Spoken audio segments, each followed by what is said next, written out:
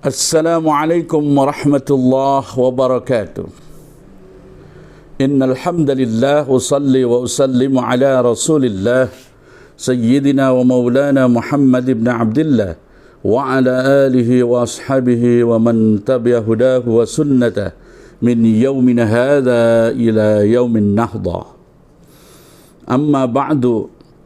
Saudaraku kaum muslimin wal muslimat dimanapun anda berada, kami selalu berharap semoga semuanya dalam keadaan baik-baik saja dan senantiasa mendapat keberkahan Allah Subhanahu wa taala.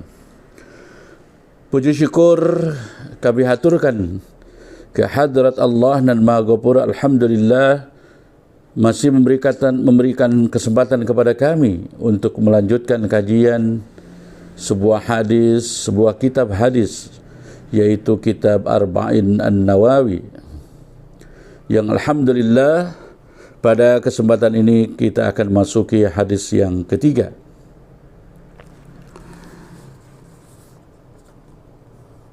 An Abdurrahman Abdullah bin Umar bin Khattab radhiyallahu anhuma qala Sami'tu Rasulullah sallallahu alaihi wasallam buniyal Islamu ala khamsin syahadati an la ilaha illallah wa anna Muhammadar Rasulullah wa iqamis salati wa ita'iz zakati wa hajjil baiti wa sawmi ramadhana. Rawahul Bukhari wa Muslim. Kaum muslimin wal muslimat dimanapun anda berada, yang pertama, di dalam hadis ini redaksi wa hajjil baiti itu ditempatkan pada posisi yang keempat.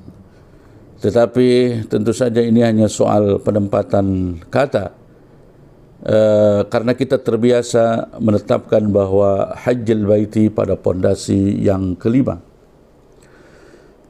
Nabi menegaskan bahwa Islam itu dibangun atas 5 pondasi. Islam dibangun atas 5 pilar, di mana pilar yang pertama, pilar yang paling utama, pilar yang paling mendasar, cakar ayamnya ke dalam sebuah bangunan adalah syahadat, pengakuan, keyakinan bahwa tidak ada Tuhan selain Allah dan Muhammad adalah utusannya. Bagi umat Islam, tentu saja ini adalah sebuah hal yang perlu betul-betul diyakini, bahwa tidak ada Tuhan selain Allah, tidak ada yang berhak untuk dimaksud selain Allah, tidak ada yang berhak untuk dituju selain Allah, tidak ada yang melakukan dan membuat di dunia ini kecuali Allah. La fa'ila illallah.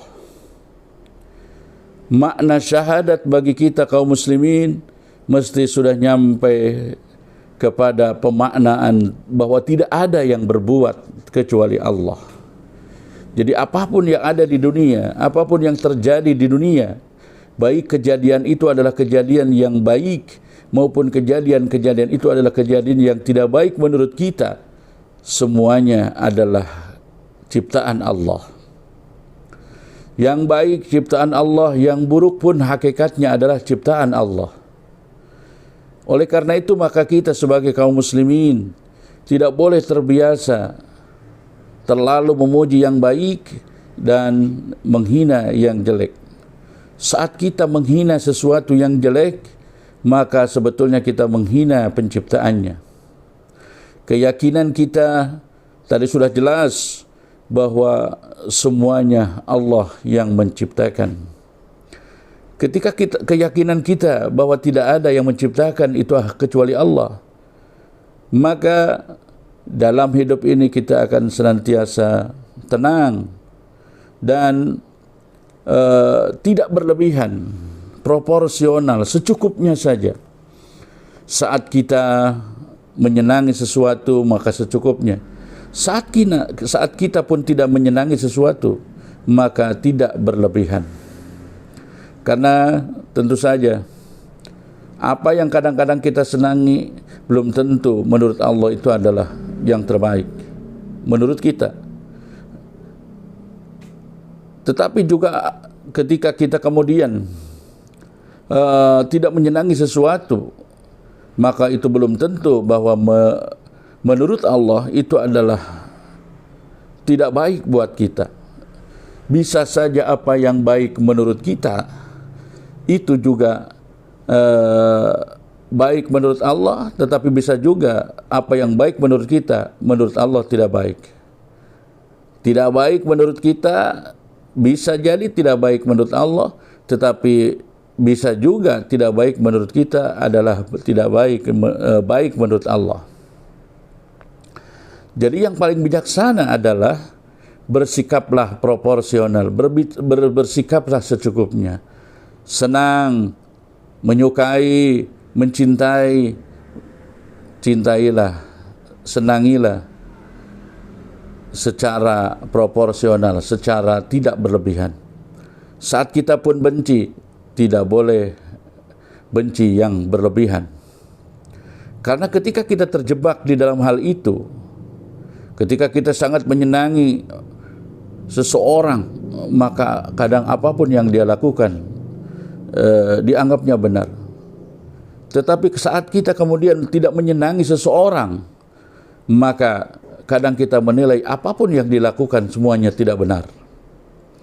Oleh karena itu, pemaknaan syahadat tauhid di mana la fa'ila illallah, tidak ada yang berbuat kecuali Allah, harus betul-betul dimasukkan di dalam sanubari kita, supaya dalam menghadapi apapun kita tidak kaget, dalam menghadapi apapun kita tidak boleh takut, dalam menghadapi apapun kita selalu berserah diri kepada Allah Subhanahu wa taala.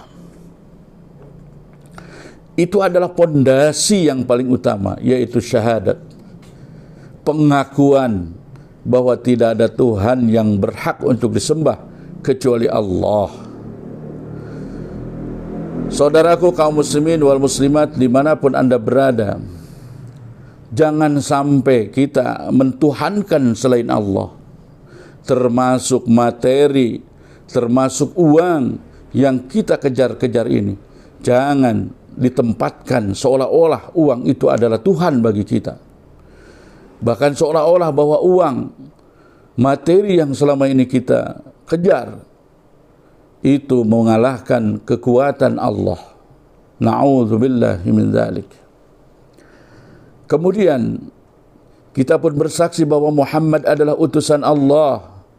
Jadi hal ini bisa kita maknai bahwa Muhammad itu bukanlah Tuhan, tetapi Muhammad itu adalah utusan Tuhan, utusan Allah untuk kita semua sebagai rahmatan lil alamin, sebagaimana firman Allah, wa ma arsalnaka illa rahmatan lil alamin. Ketika pondasi yang pertama ini begitu nancap dan kuat di dalam hati kita, maka insyaallah pondasi-pondasi Islam yang lain, pilar-pilar Islam yang lain akan kuat juga. Yang kedua, pilar Islam yang kedua adalah wa iqamis salati, mendirikan salat. Yang dimaksud dengan iqamis salat itu adalah action, pelaksanaan. Kita mampu dan kita mau melaksanakan salat itu. Bukan hanya untuk diri kita, tetapi keluarga kita, ya, kerabat kita, lingkungan kita, karyawan kita, pimpinan kita, sahabat-sahabat kita, teman-teman kita, semuanya adalah melaksanakan salat. Barulah itu disebut dengan iqamis salat. Yang dinamakan iqamis salat bukan hanya sekadar kita melaksanakan salat, tetapi istri kita harus juga melaksanakan salat, anak-anak kita juga melaksanakan salat, kemudian saudara-saudara kita juga melaksanakan salat. Itulah iqamis salat yang paling sempurna. Salat itu adalah barometer bagi amal-amal yang lain. As-salat wi'aul amal, bahwa salat itu adalah wadahnya amal.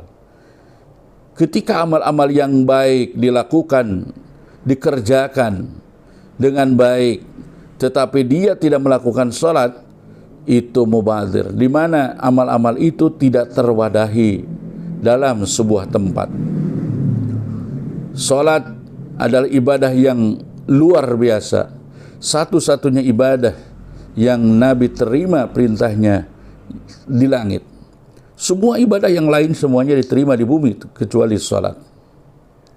Oleh karena itu, ibadah salat ini adalah ibadah yang betul-betul tidak boleh ditinggalkan sampai ajal menjemput.